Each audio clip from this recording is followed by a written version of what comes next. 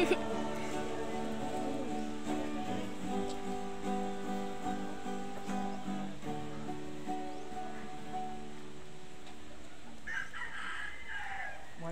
ni Kristo, sulod sa 5 ka semana, nangandag kita pinagi sa mga buhat sa kaluoy o penitensya, alang sa pagsaulog sa misteryo sa Pasko sa pagkabanhaw sa atong Ginoo.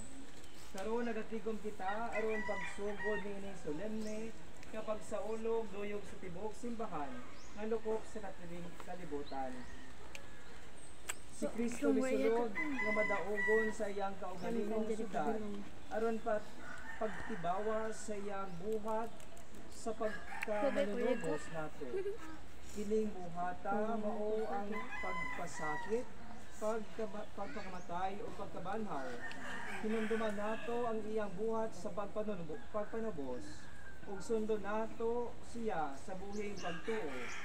Kung makighiusa kita kaniya dinha sa iyang mga pag-antos sa cross, makalaon kita nga makaambit sa iyang pagkabanhaw.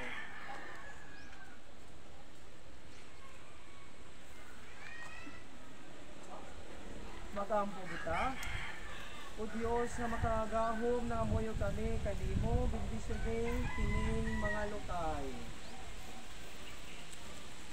Ug mga palma, ug himuha kini nga balaan, aron karong adlaw nagasangyaw kami nga malipayon kang Hesus nga amo manunubos ug hari.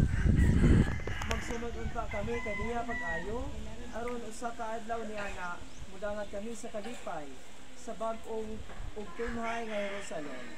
Kini ang ipangayo pinagi sa Jesucristo imong anak nga buhi uban kanimong sa Espiritu Santo hangtod sa kahangturan. Amen.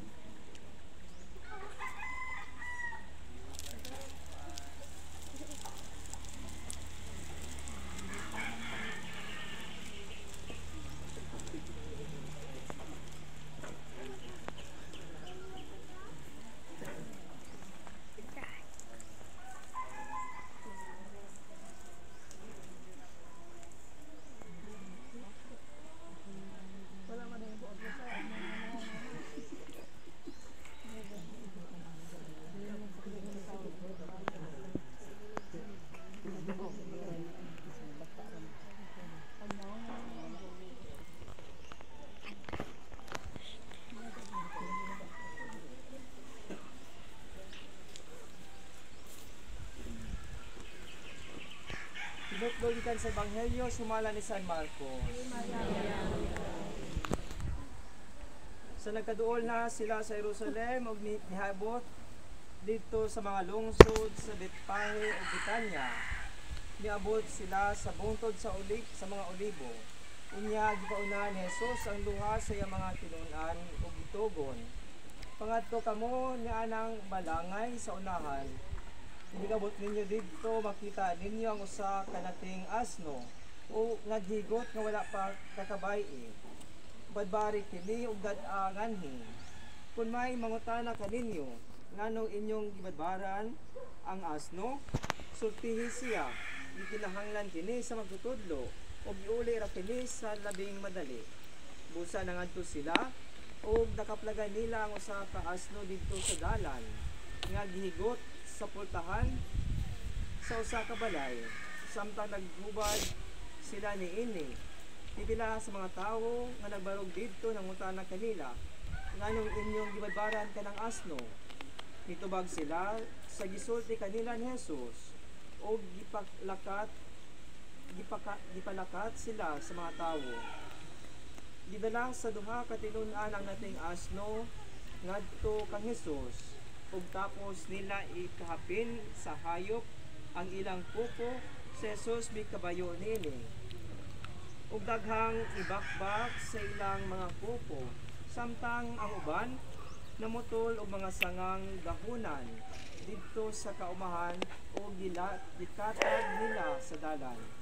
Ang mga tawo nga naguna ingon man ang naulahi ni sugod pagsinggit, dalay gunang Dios, bulahan siya nga mianhi sa ngalan sa Ginoo. Manalangin ang Dios. sa umaabot na ginharian sa Ulin, atong amahan ulan nga init si ka. David. Dalaygon ang Dios. Ang ebanghelyo sa Ginoo. Sambo nga homilya paambit nga kining atong gisugdan karon mong pagsugod sa ato ang Semana Santa, paghandom sa kamatayon, pagsakit, kamatayon, pagkabanhaw sa atong Ginoong Jesucristo. Nga din iyang giula ang iyang kaugalingon alang sa atong kaluwasan. Siya si Kristo bisulod niining maong entrance sa Jerusalem, ang iyang madaugon nga pagsulod sa Jerusalem. Ug nakita diha sa mga tawo, wala nila nakita ang tinuod nga kadaugan tungod kay sila sila nga makita nato sa umaabot sa diha sa pasyon sa atong Ginoo nga sila nga nagadai sa Ginoo pa ng uban usab kanila mo usab nga nag-iay nagbudi kang ni Kristo.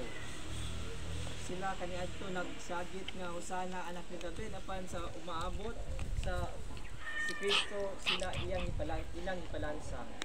Apan kini sa ingon ko nga wala nila kini nakita ang madaugon nga paghari ni Kristo tungod kay ang kasabot nga ang madaugon nga paghari ni Kristo mao ang iya ang pagsangyaw sa bugmas